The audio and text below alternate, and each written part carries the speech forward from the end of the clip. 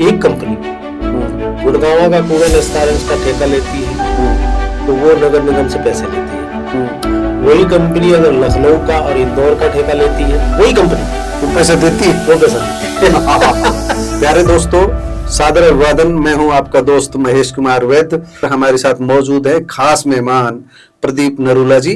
प्रदीप नरूला जी senior journalist है। गुरुग्राम की हम कहते हैं ना, रग रग से नस नस से वाकिफ है। आज इनसे हम गुरुग्राम महानगर को लेकर के, गुरुग्राम गांव से लेकर के गुरुग्राम के महानगर बनने तक की कहानी पर हम बात करेंगे। आपका बहुत बहुत धन्यवाद। और एक ऐसे टॉपिक के लिए कि जिस शहर में मैंने दरअसल हमको कई साल हो गए, बहुत नजदीकी से देखा। दरअसल हमको कई साल हो गए गुरुग्राम आते हुए। तो जब पहले गुड़गांव था, फिर गुरुग्राम आया, तो हमने ये टॉपिक जो आपके लिए ये दे दिया है कि गुरुग्राम कल, आज और कल, एक बीता हुआ कल, एक वर्तमान और एक आने वाला कल। निस्संदेह मैंने इस गांव को मिलेनियम सिटी बनते हुए देखा है। मैं यहाँ धीरे धीरे ग्रो हुआ हूँ। मैंने बहुत बारीकियों से यहाँ की पृष्ठभूमि देखी है कि किस तरह से सिंगल रोड पे चलने वाली बसें आज हाईवे और सुपर हाईवे और एक्सप्रेस हाईवे पे चलती हैं। 6 लेन 8 लेन, वही जिसको हम एक्सप्रेस हाईवे बोलते हैं। तो वो सारी चीजें मैंने यहाँ बदलते हुए देखे। सही मायने में तो मैंने इस शहर को रूप बदलते हुए देखा है, रंग बदलते हुए देखा है। और नरूला जी, हम वो जनसंख्या का एक आंकड़ा हम देख रहे थे बहुत पहले, आज से 50-60 साल पहले की बात करें तो जो गुड़गांव ये रेवाड़ी से छोटा था। रेवाड़ी शहर बड़ा था। देखिए, मैं आपको बताऊं कि 1857 के बाद जब अंग्रेज यहाँ आए तो अंग्रेजों के जमाने में जो कलेक्टर का ऑफिस होता था वो भाड़ावास होता था जी। गुड़गांव उसमें आता था जी जी जी, जी। भाड़ावास तो मतलब डिस्ट्रिक्ट रेवाड़ी के अंदर आता था। और मैंने तो अपनी सुध में देखा है कि गुड़गांव हमेशा जो लोकसभा कॉन्स्टिट्यूंसी है, पहले फरीदाबाद में था, फिर महेंद्रगढ़ में रहा। तो लोकसभा तो बाद में आया है। तो ये बहुत सारी चीजें तो हमने देखी हैं कि गुड़गांव का जो अद्भुत विकास हुआ, जो मैं अभी थोड़ा सा एक लाइन बता के फिर मैं आगे से शुरू करूंगा कि जो अद्भुत विकास आप कहीं से शुरू करें, हमको तो ये बता दीजिए गुड़गांव 85 के बाद, गांव से मिलेनियम सिटी बनने तक की कहानी। 85 के बाद जब मारुति ने यहाँ कदम रखा तो वाकई गुड़गांव की को पर लग गई। गुड़गांव के विकास की गाथा, गुड़गांव के विकास की कहानी वहां से शुरू हुई जब मारुति यहाँ आई। जब मारुति आई, उसकी सहायक कंपनियों ने यहाँ अपना अपना वो किया। जब वो देखा बिल्डर्स ने कि यहाँ लोग कंपनियों में काम करने आ गए, और अब मैं उस वक्त स्टार्टअप का शब्द नहीं था, लेकिन छोटी जो माल सप्लाई करती मदर यूनिट जहाँ आएगी वहां पर सब यूनिट्स तो लगती जाएगी। फिर उसके बाद बिल्डर्स ने यहाँ रुक किया। सबसे पहले डीएलएफ आया, हरियाणा अर्बन डेवलपमेंट अथॉरिटी, जिसे हुडा कहते हैं, आजकल हम HSVPN कहते हैं। तो वो उन्होंने सेक्टर शुरू किया। 1980 में जब इस शहर में पहला सेक्टर आया, सेक्टर 4, तो बीडी गुलाटी, ब्रह्मदत्त गुलाटी जो सीनियर टाउन प्लानर होते थे जी जी, उन्होंने एक प्लानिंग बनाई, जिन्होंने पहले पंचकुला की भी प्लानिंग बनाई।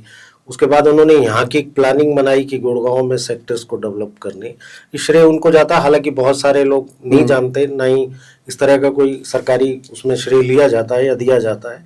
लेकिन मुझे आज भी जब उनके परिवार से मिलता हूँ तो ये चीज़ें सामने आ जाती हैं कि किस तरह से इस शहर का विकास हुआ, किस तरह से इस शहर में लोगों ने, बाहर से लोगों ने, आजकल इसे मिनी वर्ल्ड कहते हैं जी जी, आज से 15 साल पहले हम इसे मिनी इंडिया कहते थे कि देश के कोने कोने से, देश के कोने कोने से थे, दुनिया के कोने कोने से लोग आकर यहाँ रहते हैं।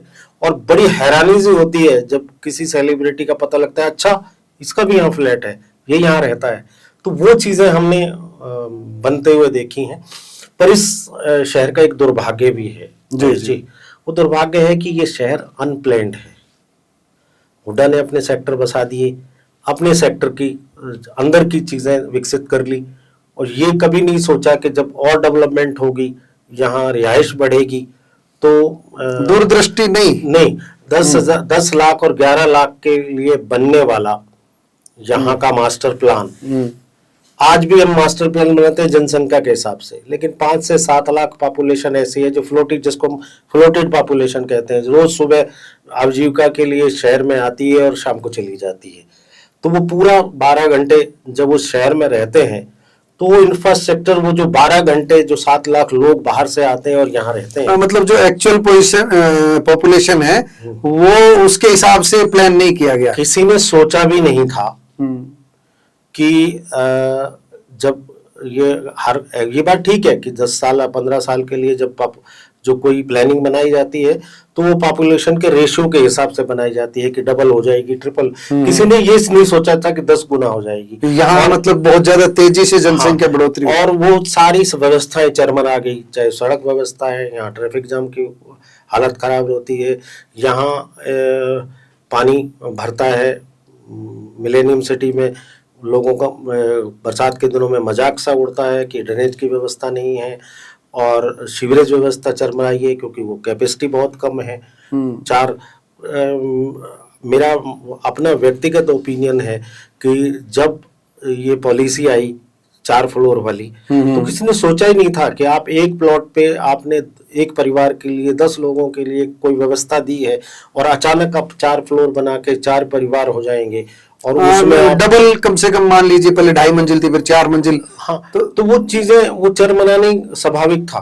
जी जी, क्योंकि ये किसी ने सोचा भी नहीं और आज भी नहीं सोच रहे।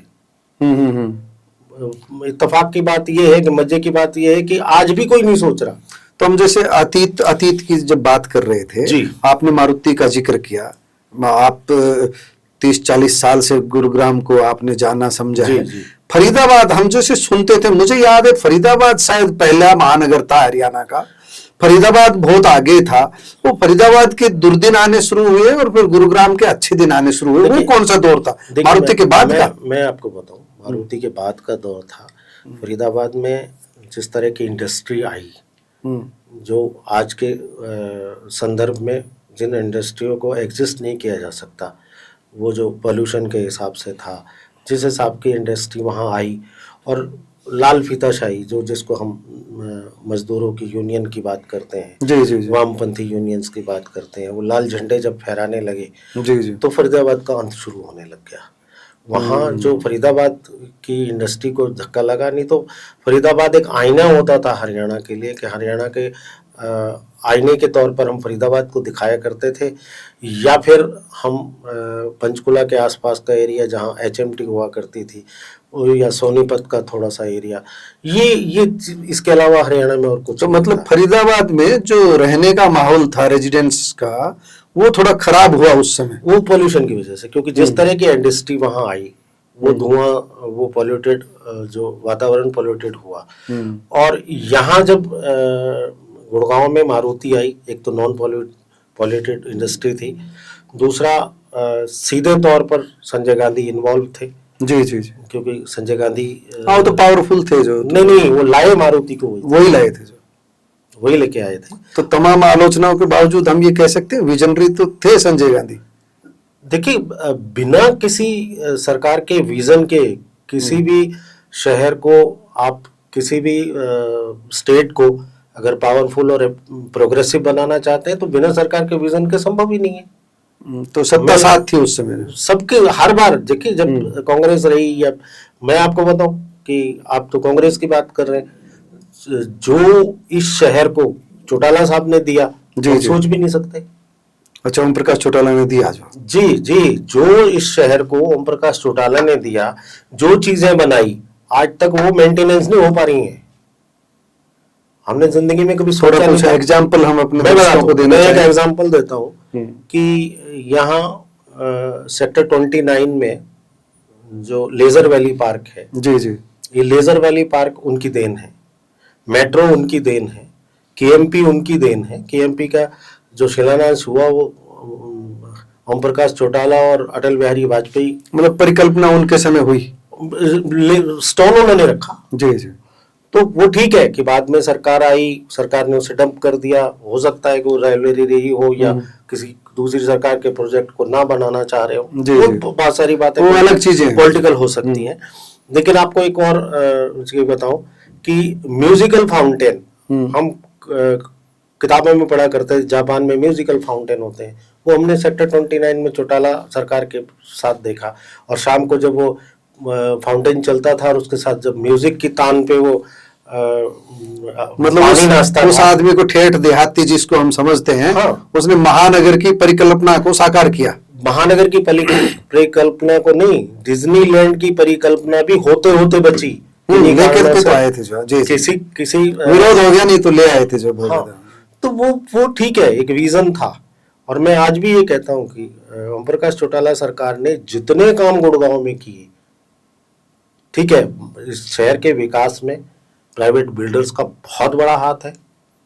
सरकारों ने पैसा कमाया और प्राइवेट बिल्डर्स ने अपना सामान बेचने के लिए, उनके पास उनका बिजनेस माइंड था, ये नो डाउट। गुरुग्राम की तरक्की में आम खास सबने कमाया वैसे तो जो। हाँ, नहीं वो तो ठीक है। हम तो कई बार ये कहते थे कि ये तो सोमनाथ का मंदिर है गुड़गांव, तो वो अभी राव नरवीर बयानबाजी करते हैं कि गजनी ने 17 बार हमला किया था सोमनाथ के मंदिर पे, तो यहाँ तो 17 से भी ज्यादा हो चुका। जो आता है वही जो अपनी तिजोरी भरता है। हाँ, तो निस्संदेह देखिए, जब मैं आपको वो बात जो आप शुरू की कि मारुति के बाद यहाँ कंपनियों ने आना शुरू किया। और एक टाइम पे, क्योंकि इसका रीजन है, क्योंकि यहाँ से एयरपोर्ट की, इंटरनेशनल एयरपोर्ट की दूरी सिर्फ 15 मिनट की। जी जी। और यहाँ लैंड भी था, यहाँ एनवायरनमेंट भी था, क्योंकि अरावली के बेस में ये इलाका पड़ता है। और एनसीआर दिल्ली राष्ट्रीय राजधानी के बिल्कुल नजदीक था उस वक्त। तो ये इंडियन माहौल भी मेरे ख्याल से इंडियन नहीं, क्योंकि मैं उसी बात पे आऊंगा, मैं आपको बताऊंगा सारी चीजें कि इंडियन नहीं, फॉरेन कंट्रीज को भी, फॉरेन डेलीगेशंस को भी, फॉरेन एमएनसीज को भी ये लगा कि इससे बढ़िया और इससे सूटेबल जगह नहीं हो सकती। क्योंकि हमारे बगल में यूपी है, नोएडा वाला क्षेत्र है, जो क्राइम की दृष्टि से काफी बदनाम माना जाता था उस वक्त। हालांकि अब तो चीजें बहुत बदल गई है। पर उस समय वो क्रिमिनल उसके चलते हुए कोई वहां जाना नहीं चाहता था। तो दिल्ली एनसीआर में अगर दिल्ली के नजदीक कोई आना जाए तो गुड़गांव से बढ़िया कोई जगह नहीं थी। हालांकि सोनीपत और बहादुरगढ़ को भी इतना फ्रूटफुल नहीं मानते थे एमएनसीज और बड़ी कंपनी। कानून व्यवस्था की दृष्टि से, सभी दृष्टि से इस एरिया को ज्यादा अच्छा माना गया, बहुत अच्छा माना गया। और बहुत सारी चीजें जो एमएनसीज को चाहिए, जो बड़े कंपनीज को चाहिए, वो यहाँ मौजूद थी। जी जी। और जो कोई भी बड़ी कंपनी या कोई भी बड़ा बिल्डर या कोई भी बड़ी संस्था जब पैसा लगाती है तो वो सारी चीजें देखती। आपके अपने वस्त्रम शोरूम में आपका स्वागत है। यहाँ आपको मिलेगा शादी के लिए बेहतरीन कलेक्शन, चाहे वो पुरुषों के लिए हो या महिलाओं के लिए। पारंपरिक प्रतिधान से लेकर मॉडर्न डिजाइन्स तक हमारे पास है एक शानदार रेंज जो हर खास मौके को और भी खास बनाए। और साथ ही आपको मिलेगी फ्री कस्टमाइज्ड टेलरिंग सर्विस, ताकि आपका हर आउटफिट आपकी परफेक्ट फिट में हो। वस्त्रम शोरूम शहर के प्रमुख स्थानों से जुड़ा हुआ है, चाहे आप किसी भी दिशा से आ रहे हो। यहाँ पर बड़ी और सुरक्षित पार्किंग सुविधा भी उपलब्ध है, जिससे आपको गाड़ी पार्क करने की चिंता नहीं करनी पड़ेगी। तो इंतजार कैसा, आइए और अपनी शादी के सपनों को हकीकत में बदलें हमारे साथ, सिर्फ वस्त्रम पर।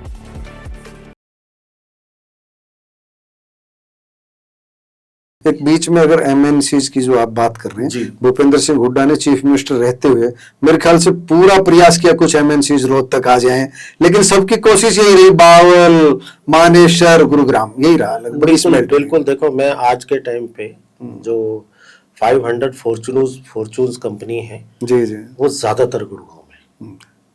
ठीक करें आप जो इसे यूं ही मिलेनियम सिटी, इसे यूं ही साइबर सिटी यूं ही नहीं कहा जाता, कुछ है।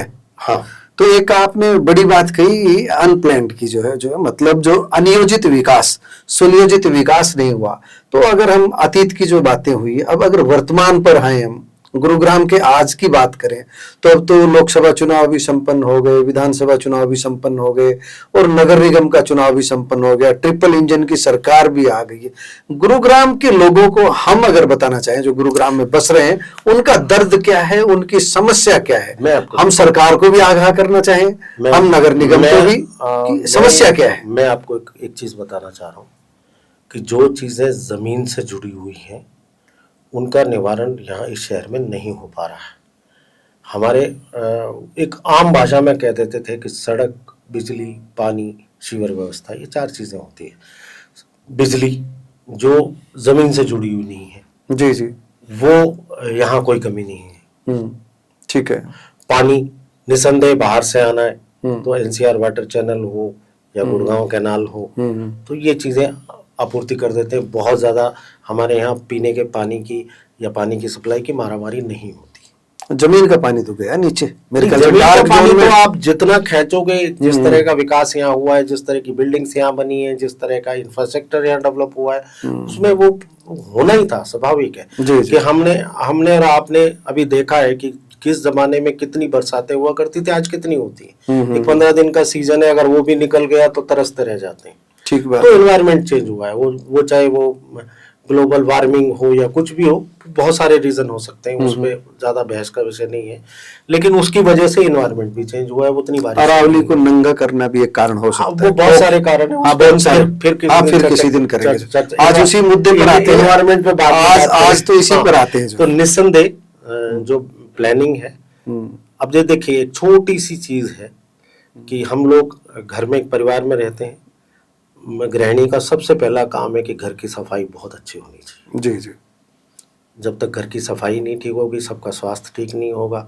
स्वास्थ्य ठीक नहीं होगा, आने वाले की जो वाइब्स है, जो अच्छी एनर्जी है, वो प्रोड्यूस नहीं होगी। वो इस शहर में प्रॉब्लम है।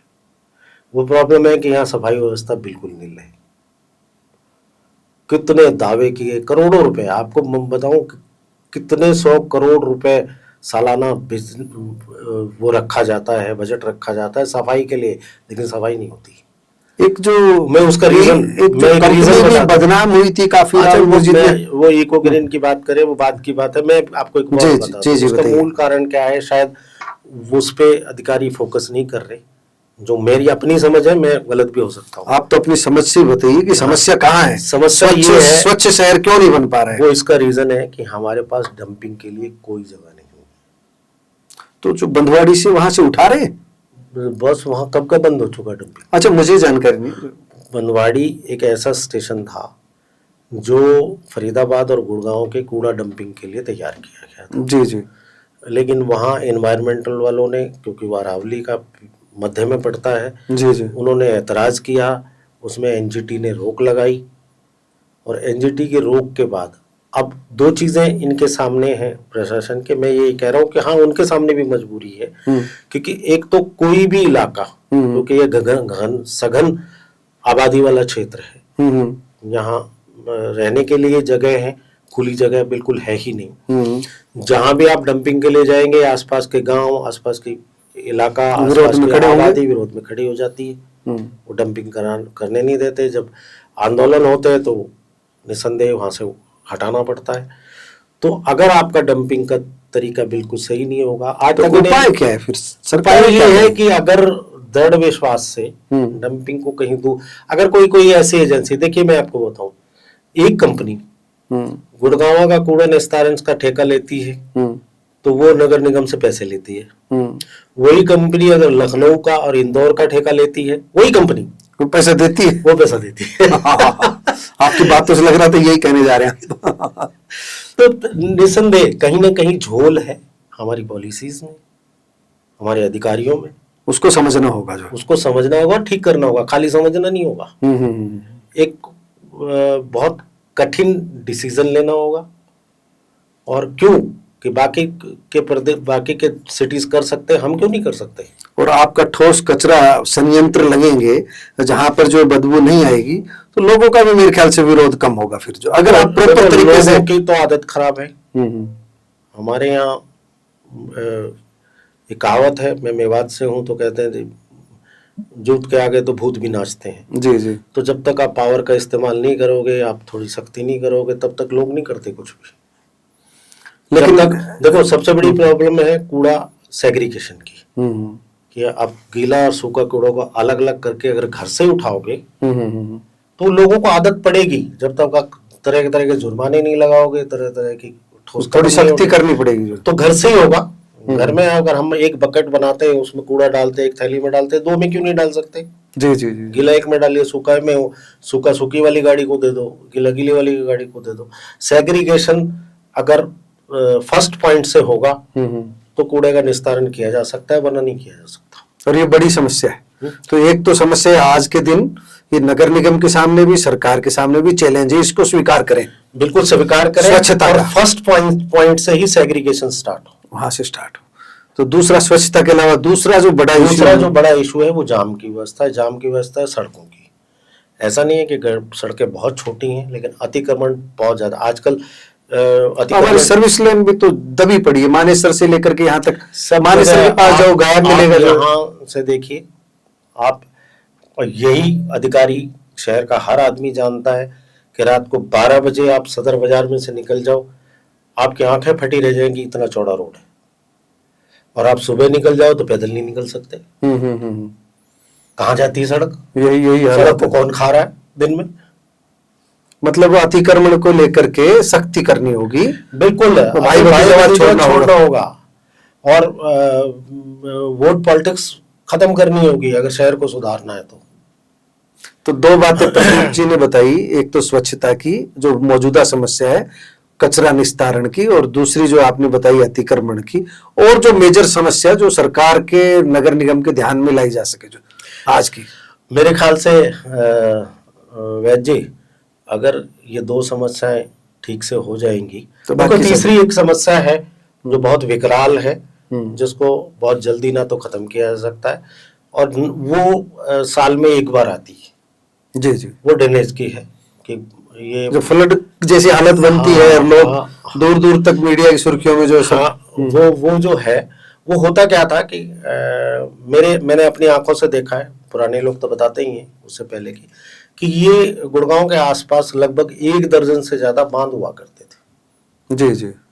आप भी रेवाड़ी के रहने वाले हैं जी। साबी नदी का बांध गायब, साबी नदी गायब होगी। हाँ, वो नदी राजस्थान में चेक डैम बनने से हो गया जो। हाँ, नहीं आता पानी। जब से बांध बनाया, जब से एक बार थोड़ा सा पानी आया ही नहीं। यहाँ के बांध गायब हो गए जी। और मजे की बात है कि बांध जमीन के रूप में बिल्डरों को बेच दिए गए। वहां मल्टी स्टोरी बिल्डिंग्स खड़ी है। मतलब ये है कि अपना भरने के लिए, किसी का भी भरने के लिए खजाना भरो, अपना भरो, मैं उस पर टिप्पणी नहीं। भविष्य को अंधकार में बना दिया गया है। बिल्कुल निसंदेह। लेकिन जिस तरह से इस शहर का विकास हुआ, जिस तरह से अंधाधुंध बिल्डर्स को जमीनें बेची गई और ये देखा ही नहीं गया कि हालात क्या होंगे। आप किसी भी पुराने बाशिंदे के आसपास के गांव के बता दो तो बता देगा कि कहाँ कहाँ बांध होते थे, और आज भी वो बांध, मतलब सब वो बांध जो उसको बंद बोलते हैं, पुराने जल मार्ग थे वो सब खत्म हो गए। हाँ, वो उस जमाने में साबी नदी का रुख इधर होता था, पहाड़ों से जो पानी आता था, अरावली से जो पानी आता था, वो बांध के सहारे से अपने आप डाइवर्ट हो जाता था। वाटर लेवल भी ठीक रहता था। इधर का फरीदाबाद वाला साइड का बांध और इसके ये पानी निकलता हुआ दमदमा झील में चला जाता था। तो आज वो सारे ब्लॉकेज हो गए। तो इसलिए जो सब सारा का सारा हमने प्राकृतिक व्यवस्था के साथ खिलवाड़ किया है। तो प्रदीप नरूला जी, ये बातें हुई आपकी, जो हमने अतीत को भी देखा, वर्तमान को भी। अब भविष्य को लेकर के हमने 2-3 अभी देखे हैं। एक नायब सैनी 2-3 बार आए हैं, उद्योगपतियों के साथ भी मीटिंग की है, बजट से पहले भी चर्चा करके गए थे, बजट के बाद भी राव नरवीर सिंह यहाँ से मिनिस्टर, उन्होंने भी प्रेस कॉन्फ्रेंस की थी पीछे 1 अप्रैल को, और गुरुग्राम के भविष्य को लेकर के उन्होंने एक रोड मैप लोगों के सामने रखा है कि भाई हम ऐसा ऐसा करने जा रहे हैं, जो कचरा निकलता है उसकी व्यवस्था करेंगे, स्वच्छता की व्यवस्था करेंगे, एक ग्लोबल सिटी भी बसाएंगे, SPR पे एक दूसरा पैरेलल सड़क भी बनाएंगे। तो भविष्य का कैसा गुरुग्राम आप देख रहे हैं, कैसा गुरुग्राम होगा? अतीत वर्तमान की तो बात कर ली, हम भविष्य में कैसा गुरुग्राम की कल्पना कर रहे हैं आप? सरकारें लोग चुनते हैं, बेहतर इन्वायरमेंट के लिए चुनते हैं, विकास के लिए चुनते हैं, और कुछ उम्मीदें होती हैं लोगों की, उसके लिए चुनते हैं। जी जी। और ऐसा नहीं है कि सरकारें उम्मीदों पे काम नहीं करती, कई बार परिस्थितियां ऐसी होती हैं। कई बार देखिए, हमने पिछली सरकार देखी तो गठबंधन की सरकार थी, हो सकता है उनके लिए वो एनवायरनमेंट ना हो जो आज की सरकार के पास हो। जी जी।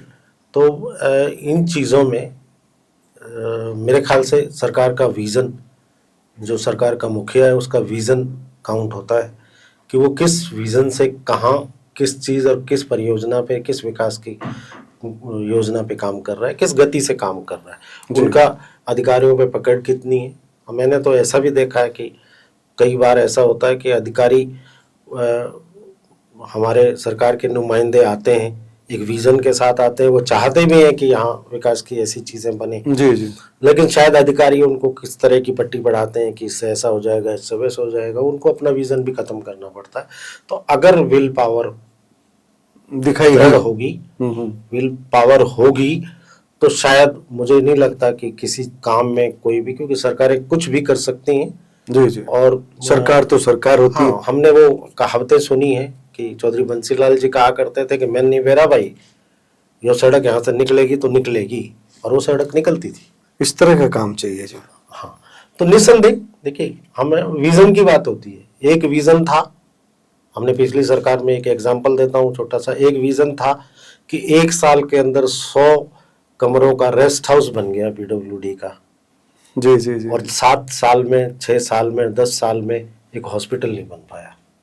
वही है वही है। वो गुरुग्राम विजन का था। दर्द यही है, अस्पताल भी नहीं है अभी, हाँ, बस वो स्टैंड विजन- भी नहीं है वो अभी, विजन था, इफ्को चौक पे खड़े रहो, रेवाड़ी की बसें नहीं मिलती वो शाम को। विजन था कि 100 कमरों का पीडब्ल्यूडी का रेस्ट हाउस 1 साल में तैयार हो गया, और वो विजन की कमी है कि हॉस्पिटल का काम भी नहीं शुरू हुआ 7 साल में।